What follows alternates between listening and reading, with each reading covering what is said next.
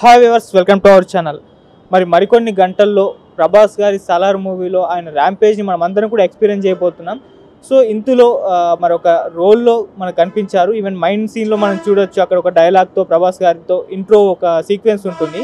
So ఆ సీక్వెన్స్లో act చేసిన actor present మనతో పాటు ఉన్నారు. మరి మూవీ ఎలా ఉండబోతుంది, ప్రభాస్ గారితో స్క్రీన్ ప్రజెంట్ షేర్ చేసుకున్నారు కాబట్టి ప్రభాస్ గారు ఎలా ఉంటారు ఆ ఫైట్ సీక్వెన్స్లో అన్న విషయాలన్నింటి కూడా డిస్కస్ చేయడానికి ప్రజెంట్ మనతో పాటు భాస్కర్ గారు ఉన్నారు. వారిని అడిగి ఒకసారి తెలుసుకుందాం. సో హాయ్ అండి.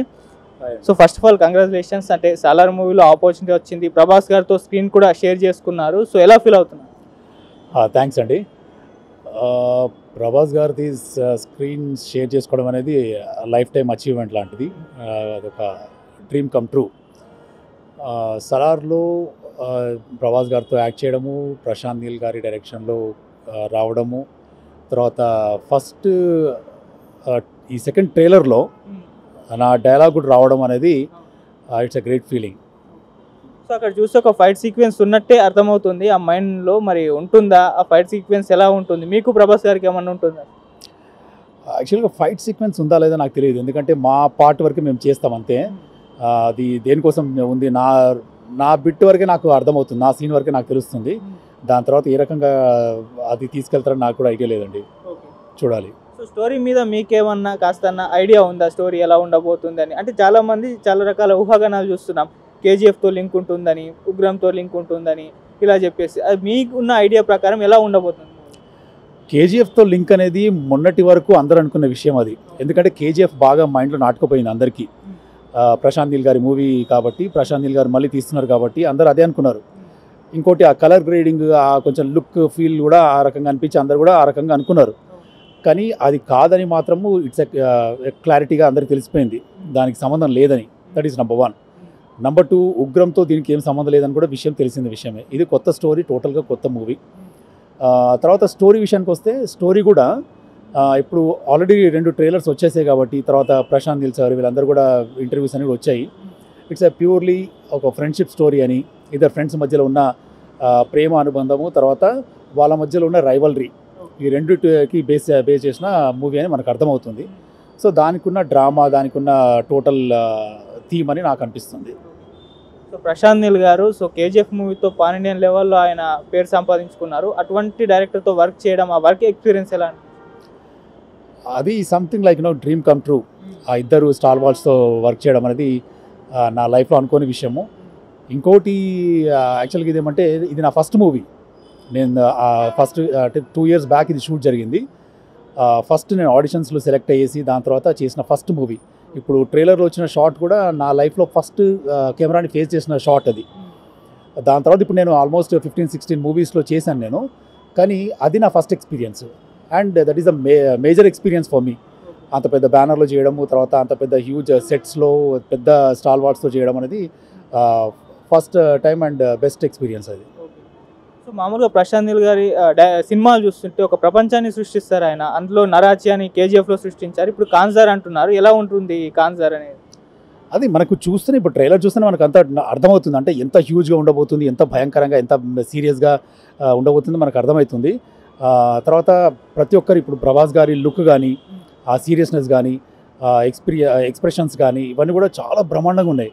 అండ్ హ్యూజ్ సెట్స్ మనకు చూస్తుంటే ఎట్లా ఉందంటే ఇంటర్నేషనల్ లెవెల్లో తీసిన మూవీస్ లాగా ఉంది అది. కాబట్టి 100% షూర్ ఏంటంటే అది it's going to be blockbuster and it's going to be very huge movie. So Prabhas గారి క్యారెక్టర్ గురించి ఈవెన్ డైరెక్టర్ గారు చెప్పడం చూస్తున్నాం, కాళ్ళు పట్టుకుంటాడు లేదంటే తల నరికేస్తాడు అని చెప్పేసి. సో ఎలా ఉంటుంది ఆయన రోల్? మీతో ఉన్నది కదా స్క్రీన్ ప్రజెన్స్, ఆ టైంలో ఎలా ఉండేది? యాక్చువల్గా ఇప్పుడు నా ట్రైలర్లో నాకున్న డైలాగ్ని చూస్తే ఏంటంటే, నేను ప్రభాస్ గారిని, అంటే నా క్యారెక్టర్ ఆ క్యారెక్టర్ని భయపెట్టించే క్యారెక్టర్ ఉంది. నేను తిడితే పక్కకు జరిగిపోయి టీకే భయ్ మై పీచలే థాన్స్ అంటారు. అంటే అంత అమాయకంగా ఉన్న వ్యక్తి ప్రాబ్లీ హౌ ఫెరోషియస్గా ఎంత ఆయన బ్యాక్గ్రౌండ్ ఎట్లా ఉంది, అసలు ఆయన ఏంటి అనేది చూపించే కాన్సెప్ట్ అనుకుంటాను నాకు తెలిసి. సో ఇందులో ప్రభాస్ గారు డ్యూయల్ రోల్ అని చెప్పేసి ఆ మధ్య కొన్ని వార్తలు వచ్చాయి, మరి ఏమన్నా డ్యూయల్ రోల్ ఎక్స్పెక్ట్ చేయొచ్చా? ఏమోనండి, నాకు కూడా తెలియదు. నేను కూడా స్క్రీన్ పైన చూసి తెలుసుకోవాల్సిందే, నాకు కూడా తెలియదు. మామూలుగా ప్రభాస్ గారు ఫిట్నెస్ చూస్తుంటాం, ఎంత కట్అవుటే అదిరిపోతుంది. సో ఆయన డైట్ ఎలా ఉంటుంది, ఏమన్నా మామూలుగా ఆయన ఫుడ్ లవర్ కాబట్టి సెట్లో దాదాపు ఫుడ్ చాలా మంది తెస్తూ ఉంటారు కదా, ఎలా ఉంటుంది?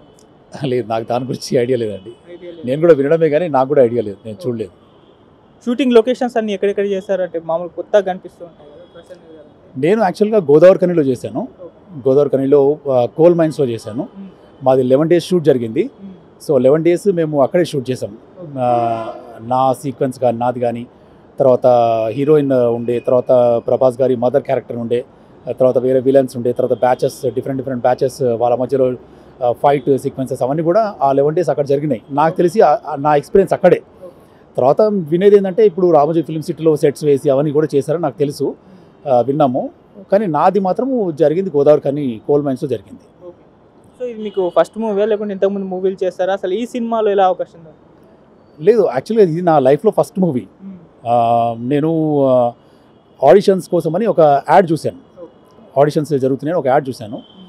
అయితే నేను చూసిన వెంటనే నేను అనుకున్నట్టే సరే చూద్దాం, ఒకసారి ట్రై చేసి చూద్దాము. నాకేమీ ఎక్స్పీరియన్స్ లేదు, నాకేమీ ఐడియా లేదు, ఎవరు ఆ ఇండస్ట్రీతో టచ్లో కూడా నాకు నా ఫ్యామిలీలో కానీ నా రిలేటివ్స్లో కానీ ఎవరు కూడా లేరు. So I thought just I will give a try అని చెప్పేసి మెయిల్ పంపించాను. మెయిల్ పంపించిన తర్వాత ఇంకా నేనేం ఎక్స్పెక్ట్ చేయలేదు దానికి ఏమైనా రిప్లై వస్తుందా ఏదని. జస్ట్ వేగ్గా ఒక వేసాను అంతే. వేసిన తర్వాత ఒక 1 week లోపు నాకు రిప్లై రావడం జరిగింది. మీరు మీకు మేము కాల్ చేస్తాము, షార్ట్లీ విల్ కాల్ యూ అని వచ్చింది. దాని తర్వాత మళ్ళీ ఒక 4-5 days తర్వాత కాల్ వచ్చింది. కాల్ వచ్చిన తర్వాత అసిస్టెంట్ డైరెక్టర్స్ ఏమన్నారంటే, మీరు ఆల్రెడీ యాక్ట్ చేసిన ఏమైనా వీడియోస్ ఉంటే ఒక 1 minute వీడియోని మాకు పంపించమన్నారు.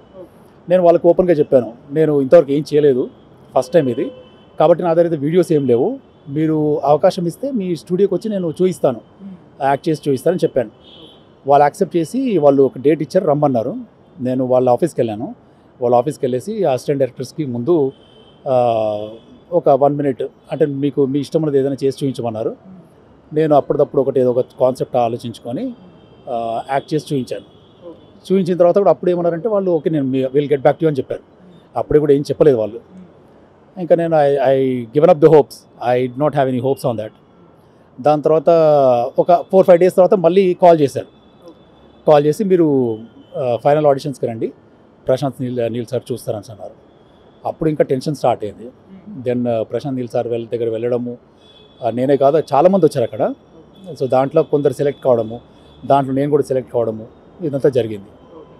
సో ఫస్ట్ టైం ప్రభాస్ గారిని మీట్ అయినప్పుడు ఎలా అనిపించింది? సో ఆఫ్సెట్ అయినా మీతో ఎలా ఉండేవారు? ప్రభాస్ సార్ని ఫస్ట్ టైం చూసినప్పుడే ఒక వండర్ఫుల్ ఫీలింగ్ అది. అంత పెద్ద కటౌట్ని మనం అన్నీ ఆయన మూవీస్ చూస్తూ ఎన్నో ఏళ్ళ నుండి జర్నీ చేస్తున్నాం. చూడడము, ఆన్ ద స్క్రీన్ చూడడము, ఒక పెద్ద పర్సనాలిటీ, ఒక గంభీరమైన పర్సనాలిటీ చూస్తూ ఉంటాము. సో ఆ సార్తో పాటు నా కాంబినేషన్లో ఒక షాట్ ఉందని అంతవరకు నాకు తెలియదు. అక్కడ సార్ వచ్చి నిలబడితే కానీ నాకు తెలియదు. దెన్ ఆ డైలాగ్ చెప్పి అది చేయడము. సో ఒక రకంగా చాలా భయం వేసింది, లోపల బాగా టెన్షన్ ఉండే. కానీ మనం అన్నీ ఒక యాక్టర్కి ఏమంటే మనం అన్నీ కూడా సెట్ చేసుకొని ఎక్స్ప్రెస్ చేయాలి మనం. సో ఆ షాట్ మాత్రం మంచిగా జరిగింది. అండ్ సార్ కూడా చాలా కూల్ అండ్ కంఫర్టబుల్గా, ఏం టెన్షన్ పెట్టకుండా, నేను ఒక 2-3 తప్పులు చేసినా కూడా ఓపికతో వెయిట్ చేసి చేయించుకున్నారు. సో మీ రోల్ అంటే నెగిటివ్గా ఉంటుందా లేకుంటే పాజిటివ్గా ఉంటుందా, ఎలా ఉంటుంది? ప్రభాస్ గారికి సపోర్టివ్గా ఉంటుందా లేకుంటే ఆయన్ని ఢీకొట్టే విధంగా ఉంటుంది? నాది వచ్చేసి పెద్ద క్యారెక్టరైజేషన్ ఏం లేదండి. నాకు చిన్న పార్ట్ దొరికింది అంతే. దాంట్లో నాకు ఒక 3 scenes ఉంటాయి. ఆ 3 scenesలో కూడా అంటే ఫస్ట్ టైం నేను ఇప్పుడు ఆల్రెడీ ట్రైలర్లో వచ్చేసిన సీన్ అది. ప్రభాస్ గారిని పైన నేను అరవడము, ఆయన విత్డ్రా చేసుకొని పక్కకి వెళ్ళిపోతాను అనడము, అది ఉంది. దాని తర్వాత మళ్ళీ ఇంకా 2 scenes ఉంటాయి. సో అక్కడికి అయిపోతుంది నాది ఇంకా మళ్ళీ కంటిన్యూటీ ఉండదు. సో అక్కడ మైండ్స్లో జరిగిన ఒక సంఘటనలో నా పార్ట్ ఉంటుంది. సో ఇప్పుడు మామూలుగా చూసుకుంటే షారుఖ్ ఖాన్ గారి డొంకీ మూవీ ఈ రోజే రిలీజ్ అయింది, అండ్ సాలార్ కూడా రేపు రిలీజ్ కాబోతుంది. సో ఈ రెండింటి మధ్య కంపారిజన్ చేస్తూ చాలామంది మాట్లాడుతున్నారు కదా, మీరేం చెప్తారు ఈ కంపారిజన్? ఈ సలార్ మూవీ స్పెషల్గా వచ్చేసి అసలు కంపారిజన్స్కి అతీతం అండి. ఎందుకంటే డొంకీ వచ్చేసి టోటల్గా different genre, Salaar is a different genre. Salaar టోటల్గా మాస్ మూవీ అనమాట, టోటల్ మాస్. ఇప్పుడు అంటే ఒకటి ఆ మేకింగ్ డిఫరెంట్, తర్వాత డైరెక్టర్ డిఫరెంట్, ప్రభాస్ గారి ఇమేజ్ వేరు, ఇంటర్నేషనల్ లెవెల్లో ఉన్న ఇమేజ్ వేరు. కాబట్టి రెండింటికి అసలు కంపారిజన్ ఉండదు, పోటీ కూడా ఉండదని నేను అనుకుంటున్నాను. Salaar will go like anything, మొత్తం వైరల్ లాగా, వైల్డ్ ఫైర్ లాగా స్ప్రెడ్ అవుతుంది. సో ఈ సినిమాకి ఆల్రెడీ పార్ట్ 2 ఉంటుంది అనౌన్స్ చేశారు. మరి ఆ పార్ట్ 2లో మీకు ఏమైనా రోల్ ఉంటుందా? ఆ మూవీ గురించి ఏమన్నా, స్టోరీ గురించి ఏమన్నా మీకు ఐడియా ఉందా? లేదండి, నాకు తెలిసేసి నాది ఇంతవరకే నా పార్ట్ వచ్చేసి. ఇంకా మళ్ళీ దాన్ని ఎక్స్టెన్షన్ ఏమి ఉండదని నేను అనుకుంటున్నాను. మరి పార్ట్ 2లో ఏం చూస్తారో కూడా నాకు తెలియదు.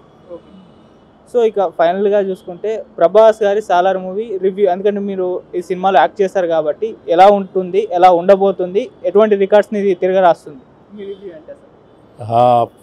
ట్రైలర్ 1లో ఏ రకంగానైతే చెప్పారో అది డైనోసార్ అన్నారు కదా, డైనోసార్ లాగానే ఉంటుంది.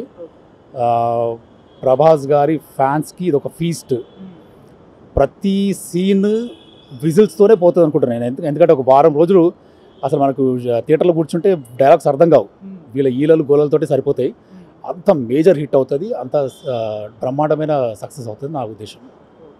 Thank you so much and మీకు కూడా ఆల్ ద బెస్ట్. ఈ సినిమాలో మీకు అవకాశం రావడం, ఇంకా మరిన్ని అవకాశం రావాలని కూడా మేము కోరుకుంటున్నాం. Thank you so much.